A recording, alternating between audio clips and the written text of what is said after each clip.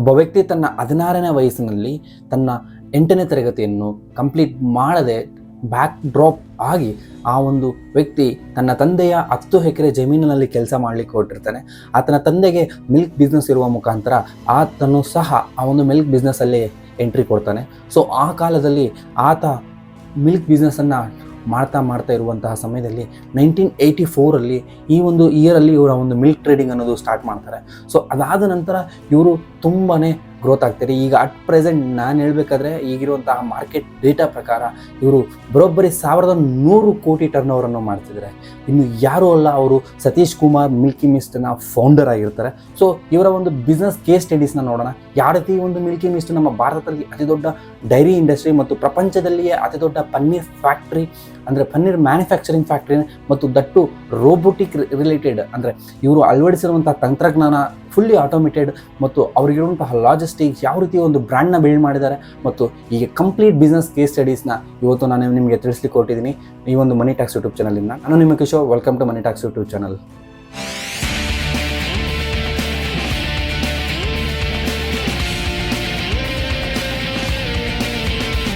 ಈ ಒಂದು ಮಿಲ್ಕಿ ಮಿಸ್ಟ್ನ ಸಾಮ್ರಾಜ್ಯದ ಸಂಸ್ಥಾಪಕ ಅಂತೂ ಫೌಂಡರ್ ಆಫ್ ಮಿಲ್ಕಿ ಮಿಸ್ಟ್ ಬಂದ್ಬಿಟ್ಟು ಸತೀಶ್ ಕುಮಾರ್ ಅಂತ. ಇವರು ಮೂಲಂತ ತಮಿಳುನಾಡು ಆಗಿರ್ತಾರೆ. ಇವರಿಗೆ ಒಂದು ಚಿಕ್ಕ ವಯಸ್ಸಿನಿಂದಲೂ ಈ ಒಂದು ಹಾಲಿನ ರಿಲೇಟೆಡ್ ಪ್ರಾಡಕ್ಟ್ಸ್ ಮಾಡೋ ಮುಖಾಂತರ ಆಗಿರಲಿ ಮತ್ತು ಈ ಒಂದು ಡೈರಿ ಇಂಡಸ್ಟ್ರಿಯಲ್ಲಿ ತುಂಬಾ ತೊಡಗಿಸಿಕೊಳ್ಳೋ ಮುಖಾಂತರ ಇವರು ಈಗ ಪ್ರಪಂಚದಲ್ಲಿಯೇ ಮತ್ತು ನಮ್ಮ ಭಾರತದಲ್ಲಿ ಅತಿ ಉತ್ತಮವಾದಂತಹ ಪ್ರಾಡಕ್ಟ್ಗಳು ಮಿಲ್ಕಿ ಮಿಸ್ಟ್ ಅಂತ ಒಂದು ಪ್ರಾಡಕ್ಟ್ ಬ್ರ್ಯಾಂಡ್ನ ಬಿಲ್ಡ್ ಮಾಡಿ ಅದರ ಜೊತೆಗೆ ತುಂಬಾ ಕ್ರೋರ್ಸ್ ಟು ಗ್ಯಾದರ್ ರೆವೆನ್ಯೂನ ಅರ್ನ್ ಮಾಡ್ತಿದ್ದಾರೆ.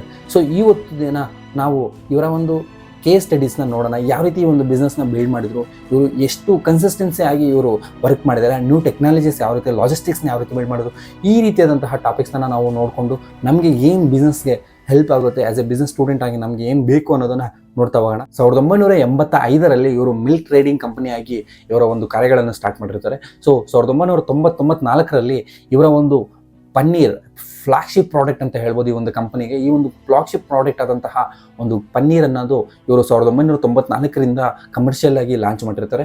ಸೊ ಇವರ ಒಂದು ಪನ್ನೀರಿನ ಟೇಸ್ಟ್ ಸ್ಟ್ರಕ್ಚರ್ ಆಗಿರಲಿ ಇದ್ರ ಬಗ್ಗೆ ತುಂಬಾ ಕೇರ್ ತಗೊಂಡು ಒಳ್ಳೆ ರಿಸರ್ಚ್ ಮಾಡಿ ಈ ಒಂದು ಕಂಪನಿಯಲ್ಲಿ ಒಳ್ಳೆ ರೀತಿಯಾದಂತಹ ಕ್ವಾಲಿಟಿ ಇರುವಂತಹ ಪನ್ನೀರನ್ನು ಪ್ರೊಡಕ್ಷನ್ ಮಾಡಿ ಕಸ್ಟಮರ್ಸ್ಗೆ ಸಪ್ಲೈ ಮಾಡ್ತಿದ್ರು. ಆ ಕಾರಣದಿಂದಲೇ ಇದರ ಒಂದು ಬ್ರ್ಯಾಂಡ್ ವ್ಯಾಲ್ಯೂ ಈಗ ಇಷ್ಟೊಂದಿರೋದು. ಇವರ ಒಂದು ಕಂಪ್ಲೀಟ್ ಚೈನ್ ಆ ಲೆಗಸಿ ನೋಡ್ಕೊಂಡು ಬರೋದಾದರೆ 1997 ಮಿಲ್ಕಿ ಮಿಸ್ಟ್ ಅನ್ನೋ ಬ್ರ್ಯಾಂಡನ್ನು ಸ್ಥಾಪನೆ ಮಾಡ್ತಾರೆ. 1907 ಇವರಿಗೆ ಆದಂತಹ ಒಂದು ಎಲ್ಲ ಕಮರ್ಷಿಯಲ್ ಸೆಟಪ್ ಏನು ಬೇಕೋ ಎಲ್ಲವೂ ಸಹ ಮಾಡ್ಕೊತಾರೆ. ಒಂದು 20 crores ಪ್ಲ್ಯಾಂಟು ಸಹ ಓಪನ್ ಮಾಡ್ತಾರೆ ಇವರ ಒಂದು ಪನ್ನೀರ್ ಮ್ಯಾನುಫ್ಯಾಕ್ಚರಿಂಗ್ ಯೂನಿಟ್ಗೆ. ಸೊ ಅದಾದ ನಂತರ 2008 ಇವರಿಗೆ ಎಂಟೈರ್ ಸೌತ್ ಇಂಡಿಯಾದಲ್ಲಿ ಕೋಲ್ಡ್ ಸ್ಟೋರೇಜ್ ರಿಲೇಟೆಡ್ ಮತ್ತು ಲಾಜಿಸ್ಟಿಕ್ಸ್ ಈ ಒಂದು ಸೆಟಪನ್ನು ಮಾಡ್ಕೊತಾರೆ. ನಿಮಗೆ ಡೈರಿ ಇಂಡಸ್ಟ್ರಿಯಲ್ಲಿ ಲಾಜಿಸ್ಟಿಕ್ಸು ತುಂಬಾ ಇಂಪಾರ್ಟೆಂಟ್ ಆಗಿರುತ್ತೆ. ಈ ಒಂದು ಲಾಜಿಸ್ಟಿಕ್ಸ್ನಲ್ಲಿ ನಾವು ಯಾವ ರೀತಿ ಅಪ್ಡೇಟೆಡ್ ಆಗಿರ್ತೀವಿ ಅಥವಾ ಯಾವ ರೀತಿ ನ್ಯೂ ಟೆಕ್ನಾಲಜಿನ ಯೂಸ್ ಮಾಡ್ಕೊತೀವಿ ಅದೇ ರೀತಿ ಡೈರಿ ಇಂಡಸ್ಟ್ರಿಯಲ್ಲಿ ನಾವು ಸಕ್ಸಸ್ ಕಾಣ್ಬೋದು. ಸೊ ಹಿಂದಿನ ಕಾಲದಲ್ಲಿ ನೀವು ನೋಡ್ತಿರ್ಬೋದು ಅಷ್ಟೊಂದು ಹೈನುಗಾರಿಕೆ ನಮ್ಮ ಕಡೆ ಇದ್ದಿರಲಿಲ್ಲ. ಸೊ ಈಗಿರುವಂಥ ಹೈನುಗಾರಿಕೆ ತುಂಬಾ ಅಡ್ವಾನ್ಸ್ಡ್ ಆಗಿದೆ. ಸೊ ಈ ಕಾರಣದಿಂದಲೇ ನಾವು ವ್ಯಾಲ್ಯೂ ಆಡೆಡ್ ಡೈರಿಯಲ್ಲಿ ವ್ಯಾಲ್ಯೂ ಆಡೆಡ್ ಪ್ರಾಡಕ್ಟ್ಸ್ನ ನಾವು ಪ್ರೊಡ್ಯೂಷನ್ ಮಾಡ್ತಿದ್ವಿ. ಸೊ ನಾವೀಗ ನೋಡ್ಬೋದು ಪನ್ನೀರು, ಚೀಸು, ಬಟರು, ಗೀ ಈ ರೀತಿಯಾದಂತಹ ಪ್ರಾಡಕ್ಟ್ಗಳನ್ನು ನಾವು ಈಗ ಏನು ಕಾಣ್ತೀವಿ ಇವೆಲ್ಲ ಸಹ ಮಿಲ್ಕಿನ ವ್ಯಾಲ್ಯೂ ಆಡೆಡ್ ಪ್ರಾಡಕ್ಟ್ಸು. ಸೊ ಈ ಒಂದು ಪ್ರೊಡಕ್ಷನ್ ಅಂದರೆ ಈ ಒಂದು ಪ್ರೊಡಕ್ಷನಲ್ಲಿ ನಮ್ಮ ಮಿಲ್ಕಿ ಮಿಸ್ಟಿನ ಒಂದು ಕಂಪನಿ ತುಂಬಾ ಅಡ್ವಾನ್ಸ್ ಲೆವೆಲಲ್ಲಿದೆ. ಸೊ ಈ ಒಂದು ಡೈರಿ ಇಂಡಸ್ಟ್ರಿಯಲ್ಲಿ ಲಾಜಿಸ್ಟಿಕ್ಸ್ಗೂ ಮತ್ತು ಕೋಲ್ಡ್ ಸ್ಟೋರೇಜ್ಗೆ ಇರುವಂತಹ ಮಹತ್ವವನ್ನು ತಿಳಿದಂತಹ ಇವರು 10 ಕೋಲ್ಡ್ ಸ್ಟೋರೇಜ್ ನಮ್ಮ ಎಂಟೈರ್ ಸೌತ್ ಇಂಡಿಯಾದಲ್ಲಿ 10 ಕೋಲ್ಡ್ ಸ್ಟೋರೇಜ್ ಯೂನಿಟ್ಸ್ ಮತ್ತು ಅವ್ರದ್ದೇ ಆದಂತಹ ಸ್ವಂತ ಲಾಜಿಸ್ಟಿಕ್ಸನ್ನು ಸ್ಥಾಪನೆ ಮಾಡ್ಕೊತಾರೆ. ಈ ಒಂದು ಲಾಜಿಸ್ಟಿಕ್ಸ್ ಕತೆಗೆ ಬರೋದಾದರೆ ನಾವು ಈಗ ಭಾರತದಲ್ಲಿ ಅತಿಯಾದಂತಹ ಗುಡ್ ಕ್ವಾಲಿಟಿಯನ್ನು ಹೊಂದಿದ್ದು ಮತ್ತು ಒಳ್ಳೆ ಬೆಸ್ಟ್ ಲಾಜಿಸ್ಟಿಕ್ಸನ್ನು ಹೊಂದಿರುವಂತಹ ಡೈರಿ ಇಂಡಸ್ಟ್ರಿಯಲ್ಲಿ ಈ ಒಂದು ಕಂಪನಿಯಲ್ಲಿ ಮೊದಲನೇ ಸ್ಥಾನದಲ್ಲಿ. ಏಕೆಂದರೆ ಇವರದೇ ಆದಂತಹ ಒಂದು ಓನ್ ಕೋಲ್ಡ್ ಸ್ಟೋರೇಜ್ ಇರೋ ಕಾರಣದಿಂದ ಮತ್ತು ಓನ್ ಲಾಜಿಸ್ಟಿಕ್ಸ್ ಇರೋದ್ರಿಂದ, ಅದು ದಟ್ಟು ಲಾಜಿಸ್ಟಿಕ್ಸ್ ಅಂದರೆ normal logistic, cold storage logistics, ಇದರ ಮುಖಾಂತರ ಇವರಿಗೆ 2 ರೀತಿಯಾದಂತಹ ಬೆನಿಫಿಟ್ಗಳನ್ನು ಒದಗಿಸುತ್ತದೆ. ಇವರದೇ ಆದಂತಹ ಕ್ವಾಲಿಟಿ ಕಂಟ್ರೋಲ್ ಅನ್ನೋದು ಇವರು ಮಾಡ್ಕೊಳ್ಳಬಹುದು. ಅದರ ಜೊತೆಗೆ ಇವರಿಗೆ ಬೇಕಿರುವಂತಹ ಒಂದು ಬ್ರ್ಯಾಂಡ್ ಪ್ರಮೋಷನ್ನು ಸಹ ಈ ಒಂದು ಮಿಲ್ಕಿ ಮಿಸ್ಟ್ ವ್ಯಾನ್ ನೀವು ನೋಡ್ತಿರ್ಬೋದು. ನೀವು ಸಿಟಿಯಲ್ಲಿ ಯಾವತ್ತಾದರೂ ಟ್ರಾವೆಲ್ ಮಾಡುವಂತಹ ಸಮಯದಲ್ಲಿ ನೀವು ಮಿಲ್ಕಿ ಮಿಸ್ಟ್ ಕಂಟೈನರ್ಸ್ನ ನೋಡಿರ್ತೀರ. ಸೊ ಇವರದೇ ಆದಂತಹ ಒಂದು ಬ್ರ್ಯಾಂಡ್ ಪ್ರಮೋಷನ್ನು ಸಹ ಈ ಒಂದು ಲಾಜಿಸ್ಟಿಕ್ಸ್ ಮುಖಾಂತರ ಇವರಿಗೆ ಆಗುತ್ತೆ. ಸೊ ಈ ಒಂದು 2 ಬೆನಿಫಿಟ್ಗಳು ಈ ಒಂದು ಕಂಪನಿಗೆ ಲಾಜಿಸ್ಟಿಕ್ಸ್ ಮುಖಾಂತರ ಒದಗಿಸಿಕೊಡ್ತದೆ. ಅದೇ ರೀತಿ ಈ ರೀಸೆಂಟ್ ಒಂದು ರಿಪೋರ್ಟ್ಸಲ್ಲಿ ನೋಡೋದಾದರೆ ಈ ಒಂದು ಕಂಪನಿಯ ಲಾಜಿಸ್ಟಿಕ್ಸ್ ಮುಖಾಂತರವೂ ಸಹ ಇವರು ದುಡ್ಡನ್ನು ಫಾರ್ ಎಕ್ಸಾಂಪಲ್ ಇವರು ಒಂದು ಕಡೆಯಿಂದ ಇನ್ನೊಂದು ಕಡೆಗೆ ಈ ಒಂದು ಗೂಡ್ಸನ್ನು ಸಾಗಾಣಿಕೆ ಮಾಡುವಂತಹ ಸಮಯದಲ್ಲಿ ಈಗ ನಮ್ಮ ಒಂದು ತಮಿಳುನಾಡಲ್ಲಿರುವಂತಹ ಒಂದು ಪ್ರಾಡಕ್ಟ್ಸ್ನ ಇವರು ತಗೊಂಡೋಗಿ ಜಮ್ಮು ಕಾಶ್ಮೀರವರೆಗೂ ತಲುಪಿಸ್ಕೊಡ್ತಿದ್ದಾರೆ. ಈ ಒಂದು ಸಣ್ಣ ಒಂದು ಗ್ಯಾಪ್ನಲ್ಲಿ ಅವರು ಹೋಗ್ಲಿಕ್ಕೆ ಪ್ರಾಡಕ್ಟ್ಸ್ ತಗೊಂಡು ಹೋಗ್ತಾರೆ, ಬರುವಾಗ ಏನು ರಿಟರ್ನ್ ಬಂದರೆ ಅದು ಕಂಪ್ಲೀಟ್ ಕಂಪನಿಗೆ ಲಾಸ್ ಆಗುತ್ತೆ. ಸೊ ಇವರು ಇದನ್ನು ಅಡ್ವಾಂಟೇಜಾಗಿ ತಗೊಂಡು ಅಲ್ಲಿಂದ ಅವರು ಇಲ್ಲಿ ಆಲ್ರೆಡಿ ಕೋಲ್ಡ್ ಸ್ಟೋರೇಜ್ ರಿಲೇಟೆಡ್ ಲಾಜಿಸ್ಟಿಕ್ಸ್ನ ಬಿಲ್ಡ್ ಮಾಡಿದ್ದಾರೆ ಇವರು ಓನಾಗಿ. ಸೊ ಈ ಹೋಗುವಂತಹ ಸಮಯದಲ್ಲಿ ಡೈರಿ ಪ್ರಾಡಕ್ಟ್ಸ್ ತಗೊಳುತ್ತೆ, ಬರುವಂಥ ಸಮಯದಲ್ಲಿ ಖಾಲಿಯಾಗಿ ಬರೋ ಬದಲು ಇವರು ಅಲ್ಲಿ ಕಡೆಯಿಂದ ಬರುವಂತಹ ಫ್ರೂಟ್ಸ್ ಆಗಿರಲಿ, ಆ್ಯಪಲ್ಸ್ ಆಗಿರಲಿ, ಕಾಶ್ಮೀರಿ ಕಡೆಯಿಂದ ಏನೆಲ್ಲ ಸಿಗುತ್ತೆ ಆ ಕಡೆಯಿಂದ ರಿಟರ್ನ್ ಅನ್ನೋದು ಒಂದು ಯಾವುದೋ ಒಂದು ಗೂಡ್ಸನ್ನು ತೊಗೊಂಬಂದು ಅದರಿಂದ ರೆಂಟನ್ನು ಸಹ ಪಡೆಯುತ್ತಿದ್ರು. ಸೊ ಈ ರೀತಿ ಈ ಒಂದು ಕಂಪನಿಯು ಪ್ರತಿಯೊಂದು ವಿಷಯದಲ್ಲೂ ಸಹ ಬಿಸ್ನೆಸ್ಸನ್ನು ಮಾಡ್ತಾ ತನ್ನ ಒಳ್ಳೆಯ ಬ್ರ್ಯಾಂಡ್ ಇಮೇಜನ್ನು ಬೆಳೆಸ್ಕೊಂಡು ಒಳ್ಳೆಯ ರೀತಿಯಾದಂತಹ ರಿಟರ್ನ್ಸನ್ನು ಜನರೇಟ್ ಮಾಡ್ತದೆ. ಅದೇ ರೀತಿ 2009ರಲ್ಲಿ ಇವ್ರದ್ದೇ ಆದಂತಹ ಒಂದು ಡೈವರ್ಸಿಫೈಡ್ ಪ್ರಾಡಕ್ಟ್ಸ್ ಅನ್ನೋದು ಎಸ್ಟಾಬ್ಲಿಷ್ ಮಾಡ್ತಾರೆ. ಇಸ್ ಮೋರ್ ದೆನ್ 5 to 6 ಪ್ರಾಡಕ್ಟ್ಸ್ನ ಲಾಂಚ್ ಮಾಡ್ತಾರೆ ಇವರು ಒಂದು 2010ರಲ್ಲಿ. ಸೊ ಅದ್ರ ರಿಲೇಟೆಡ್ ಕರ್ಡ್ ಆಗಿರಲಿ, ಚೀಸ್ ಆಗಿರಲಿ, ಗೀ ಆಗಿರಲಿ, ಈ ರೀತಿಯಾದಂಥ ಪ್ರಾಡಕ್ಟ್ಸ್ ವ್ಯಾಲ್ಯೂ ಆ್ಯಡೆಡ್ ಮಿಲ್ಕ್ ಪ್ರಾಡಕ್ಟ್ಸನ್ನು ಇವರು ಮಾರ್ಕೆಟ್ಗೆ ರಿಲೀಸ್ ಮಾಡ್ತಾರೆ. ಒಂದಾದ ನಂತರ ಒಂದು ಅವರು ರಿಲೀಸ್ ಮಾಡಿ ಸೊ ಆ ಒಂದು ಪ್ರಾಡಕ್ಟ್ಗೆ ಬಂದಂತಹ ಗುಡ್ ಇಮೇಜ್ ಬಳಸ್ಕೊಂಡು ಆಲ್ರೆಡಿ ಈಗ ಚೀಸ್ಗೂ ಮತ್ತು ಪನ್ನೀರ್ಗಿರುವಂತಹ ಅವರ ಒಂದು ಬ್ರ್ಯಾಂಡ್ ಇಮೇಜ್ನ ಬಳಸ್ಕೊಂಡು ಅವರು ಅದೇ ರೀತಿ ಗೀನ ಇಂಟ್ರೊಡ್ಯೂಸ್ ಮಾಡ್ತಾರೆ. ಒಂದು ಇದರಲ್ಲಿ ನಾವು ಏನು ಕಲಿಬೋದು ಅಂದರೆ, ನಮ್ಮ ಆಲ್ರೆಡಿ ಮಾರ್ಕೆಟಲ್ಲಿ ನಮ್ಮದು ಒಂದು ಪ್ರಾಡಕ್ಟ್ ಇದೆ. ಫಾರ್ ಎಕ್ಸಾಂಪಲ್ ನಂದೇ ತಗೊಳ್ಳಿ, ನಂದು ಯಾವುದೋ ಒಂದು ಪ್ರಾಡಕ್ಟ್ ಇದೆ. ಸೊ ಆ ಒಂದು ಪ್ರಾಡಕ್ಟ್ ಏನೋ ಸಕ್ಸಸ್ ಆದರೆ ಆ ಒಂದು ಪ್ರಾಡಕ್ಟ್ ಗ್ಯಾಪಲ್ಲಿ ಆ ಪ್ರಾಡಕ್ಟ್ ಆಲ್ರೆಡಿ ಸೇಲ್ ಆಗ್ತಿರುತ್ತೆ. ಅದೇ ಪ್ರಾಡಕ್ಟನ್ನು ತೋರಿಸ್ಬಿಟ್ಟು ನಾವು ಬೇರೆ ಪ್ರಾಡಕ್ಟನ್ನು ಇಂಟ್ರೊಡ್ಯೂಸ್ ಮಾಡಿದ್ವಿ, ಹೊಸ ಪ್ರಾಡಕ್ಟ್ನ ಇಂಟ್ರೊಡ್ಯೂಸ್ ಮಾಡಿದ್ವಿ. ಸೊ ಇದನ್ನು ಸಹ ನೀವು ಚೆಕ್ ಮಾಡಿ. ಸೊ ಈ ರೀತಿಯಾದಂತಹ ಒಂದು ಪ್ರಮೋಷನ್ ಸಹ ನಮಗೆ ಇಮಿಡಿಯೇಟಾಗಿ ನಮ್ಮ ಒಂದು ಅದರ್ ಪ್ರಾಡಕ್ಟ್ಸ್ಗೆ ಸಿಗುತ್ತೆ. ಸೊ ಈ ರೀತಿ ನಾವು ಬಿಸ್ನೆಸ್ ಕೇಸ್ ಸ್ಟಡೀಸ್ನ ಇದರಲ್ಲಿ ನೋಡ್ಬೋದು.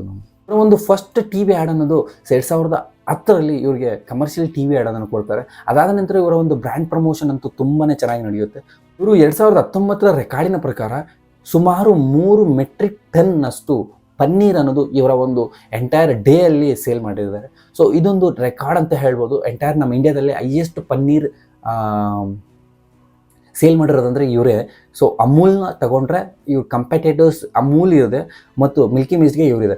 ಇವರ one of the biggest competitor of Amul ಅಂತ ಸಹ ಹೇಳ್ಬೋದು. ಸೊ ಇವರು ಒಂದು ತುಂಬಾ ಈ ಒಂದು ಸೆಕ್ಟರಲ್ಲಿ ಪನ್ನೀರ್ ಸೆಕ್ಟರಲ್ಲಿ ಫೋಕಸ್ ಮಾಡುವ ಮುಖಾಂತರ ಇವರು ಹೈಯೆಸ್ಟ್ ಲೆವೆಲ್ ಆಫ್ ಪನ್ನೀರನ್ನು ಸೇಲ್ ಮಾಡಿದೆ 2019ರ ರೆಕಾರ್ಡ್ಸ್ನ ಪ್ರಕಾರ.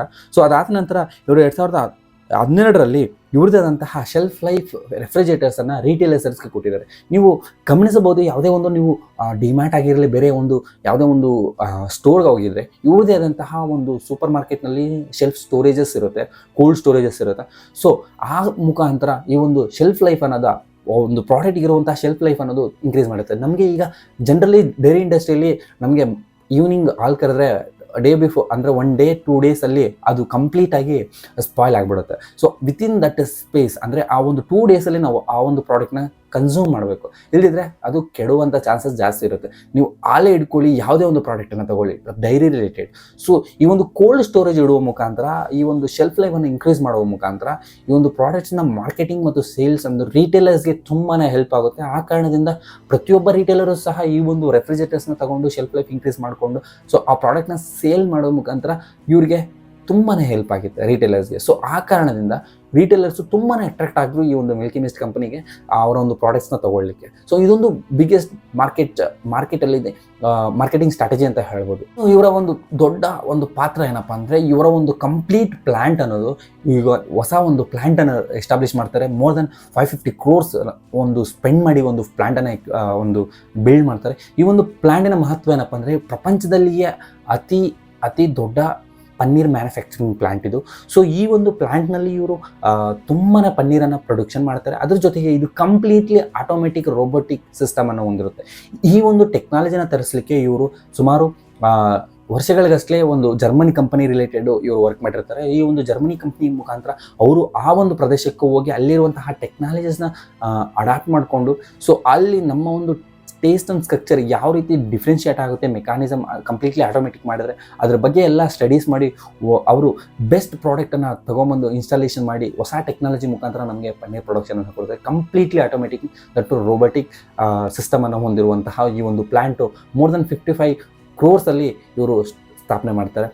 ಈ ಒಂದು ಮಿಲ್ಕಿ ಮಿಸ್ಟ್ ಇದೇ ರೀತಿ ಅದರಿಗೆ ಬೇಕಿರುವಂತಹ ಎಲ್ಲ ಟೆಕ್ನಾಲಜೀಸ್ನ ಅಡಾಪ್ಷನ್ ಮಾಡಿಕೊಂಡು ಮೋರ್ ದೆನ್ 20 ಪ್ರಾಡಕ್ಟ್ಸನ್ನು ಮಾರ್ಕೆಟ್ನಲ್ಲಿ ಸೇಲ್ ಮಾಡ್ತಿದೆ. ಇದೊಂದು ಮಾರ್ಕೆಟ್ ಲೀಡರ್ ಅಂತ ಹೇಳ್ಬೋದು. ಆಫ್ಟರ್ ಅಮೂಲ್ ಅಂತಕ್ಕಿಂತ ಅಮೂಲಲ್ಲಿ ಕೆಲವೊಂದು ಪ್ರಾಡಕ್ಟ್ಸು ಇಲ್ಲದೇ ಇರೋ ಸಹ ನಮ್ಮ ಒಂದು ಮಿಲ್ಕಿ ಮಿಸ್ಟ್ ಕಂಪ್ನಿಯಲ್ಲಿದೆ. ಸೊ ಈ ಒಂದು ಮಿಲ್ಕಿ ಮಿಸ್ಟ್ ಕಂಪ್ನಿಯಲ್ಲಿ ನಿಮಗೆ ಲೆಸ್ಸಿ ಬೇಕಾ, ಯಾವ ಕರ್ಡ್ ಬೇಕಾ, ಚೀಸ್ ಬೇಕಾ, ಗೀ ಬೇಕಾ, ಈ ರೀತಿಯಾದಂತಹ ಆಲ್ಮೋಸ್ಟ್ ಎಲ್ಲ ಡೈರಿ ವ್ಯಾಲ್ಯೂ ಆಡೆಡ್ ಪ್ರಾಡಕ್ಟ್ಸ್ ಅನ್ನೋದು ನಿಮಗೆ ಅವೈಲಬಿಲಿಟಿ ಇರುತ್ತೆ. ಸೊ ಈ ಒಂದು ಕಂಪನಿ ತುಂಬಾ ಅರ್ನಿಂಗ್ಸ್ ಪ್ರಕಾರ ನಾವು ಕೂಡ್ಕೊಂಡಿದ್ರು ಸಹ ನಮಗೆ ಮೋರ್ ದೆನ್ 9 ಬಿಲಿಯನ್ ರೆವಿನ್ಯೂನ ಜನರೇಟ್ ಮಾಡಿದೆ. ಸೊ ಈ ಒಂದು ಕಂಪನಿಗೆ ತುಂಬಾ ಸ್ಕೋಪ್ ಇದೆ ಮುಂದೆ ಬರುವಂತಹ ದಿನಗಳಲ್ಲೂ ಸಹ. ಯಾಕೆಂದರೆ dairy industry is evergreen industry. So ಅದರಲ್ಲಿ ಡೇ ಟು ಡೇ ಅನ್ನೋದು ನಮ್ಗೆ ಇರುವಂತಹ ಒಂದು ಪಾಪ್ಯುಲೇಷನ್ ಬೇಸ್ ನೋಡಿದ್ರು, ನಮಗೆ ಇರುವಂತಹ ಕೆಪಾಸಿಟಿ ಆಫ್ ಎಕ್ಸ್ಪೋರ್ಟ್ ನೋಡಿದ್ರು ಸಹ ನಮಗೆ ತುಂಬಾ ಸ್ಕೋಪ್ ಇರುವಂತಹ ಬಿಸ್ನೆಸ್ಸು ಈ dairy industry. So that two is A evergreen industry. So ಯಾವುದೇ ರೀತಿಯಾದಂತಹ ಒಂದು ಲಾಸ್ ಆಗಲಿಕ್ಕೆ ಚಾನ್ಸಸ್ಸು ಕಮ್ಮಿ ಇರುತ್ತೆ. ಸೊ ಈ ಒಂದು ಡೈರಿ ಇಂಡಸ್ಟ್ರಿಯಲ್ಲಿ ನಮಗೆ ತುಂಬಾ ಪಾಯಿಂಟ್ ಔಟ್ ಮಾಡುವಂತಹ ಒಂದು ವಿಷಯಗಳು ಯಾವುದಾದ್ರೆ, ಒಂದು ಮೊದಲಿಗೆ ಲಾಜಿಸ್ಟಿಕ್ಸು ಮತ್ತು ಕೋಲ್ಡ್ ಸ್ಟೋರೇಜು, ಈ ಒಂದು ಎರಡೂ ರೀತಿಯಾದಂತಹ ಒಂದು ಸವಾಲುಗಳನ್ನು ಅವರು ಎದುರಿಸಿದರೆ ಈ ಒಂದು ಇಂಡಸ್ಟ್ರಿಯಲ್ಲಿ ರಾಕ್ ಮಾಡ್ಬೋದು ಅಂತ ಹೇಳ್ಬೋದು. ಈ ಒಂದು ಇಂಡಸ್ಟ್ರಿಯಲ್ಲಿ ಇದ್ದಂತಹ ಎಲ್ಲ ಮಾರ್ಕೆಟ್ ಕಾಂಪಿಟೇಟರ್ಸು ಫೈಲ್ ಆಗಿರುವಂತಹ ಒಂದು ಪ್ಲೇಸ್ನಲ್ಲಿ ಇವರು ಮಿಲ್ಕಿ ಮಿಸ್ಟ್ ಬಂದು ಈ ರೀತಿಯಾದಂತಹ ಕೋಲ್ಡ್ ಸ್ಟೋರೇಜ್ ಪ್ಲಸ್ ಲಾಜಿಸ್ಟಿಕ್ಸ್ನ ಬಿಲ್ಡ್ ಮಾಡಿಕೊಂಡು ಇವ್ರದೇ ಆದಂತಹ ಒಂದು ಲಾಜಿಸ್ಟಿಕ್ಸ್ನ ಬಿಲ್ಡ್ ಮಾಡಿಕೊಂಡು ಇವರು ಈ ರೀತಿ ಸಕ್ಸಸ್ಸನ್ನು ಕಂಡಿದ್ದಾರೆ. ಸೊ ಇದು ಈ ಒಂದು ಎಂಟೈರ್ ಮಿಲ್ಕಿ ಮಿಸ್ಟ್ ರಿಲೇಟೆಡ್ ಆದಂತಹ ಬಿಸ್ನೆಸ್ ಕೇಸ್ ಸ್ಟಡಿ. ನಿಮ್ಗೇನಾದರೂ ಈ ಒಂದು ಬಿಸ್ನೆಸ್ ಕೇಸ್ ಸ್ಟಡಿ ಮುಖಾಂತರ ಏನಾದರೂ ಕಲ್ತಿದ್ದೀನಿ ಅಂತಂದರೆ ಒಂದು ಲೈಕ್ ಮಾಡಿ, ಈ ಒಂದು ಬಿಸ್ನೆಸ್ ಕೇಸ್ ಸ್ಟಡಿ ನಿಮ್ಮ ಸ್ನೇಹಿತರ ಜೊತೆಗೆ ಹಂಚ್ಕೊಳ್ಳಿ ಮತ್ತು ಒಂದು ಚಾನಲ್ಗೆ ಸಬ್ಸ್ಕ್ರೈಬ್ ಮಾಡ್ಕೊಳ್ಳಿ. ಮನಿ ಟ್ಯಾಕ್ಸ್ ಎಂಬ ಯೂಟ್ಯೂಬ್ ಚಾನಲಲ್ಲಿ ನಿಮಗೆ ಪ್ರತಿಯೊಂದು ಬಿಸ್ನೆಸ್ ಕೇಸ್ ಸ್ಟಡೀಸು ಕನ್ನಡದಲ್ಲಿ ತಿಳಿಸ್ಕೊಡ್ತಿರ್ತೀನಿ ಮತ್ತು mutual funds related, tax planning ಮತ್ತು ಸೇವಿಂಗ್ಸ್ ರಿಲೇಟೆಡ್ ಎಲ್ಲ ರೀತಿಯಾದಂತಹ ಮನಿ ರಿಲೇಟೆಡ್ ಕಾನ್ಸೆಪ್ಟ್ಸ್ನ ನಿಮಗೆ ತಿಳಿಸ್ಕೊಡ್ತಾ ಇರ್ತೀನಿ. ನಾನು ನಿಮ್ಮ ಕಿಶೋರ್. ಬಾಯ್.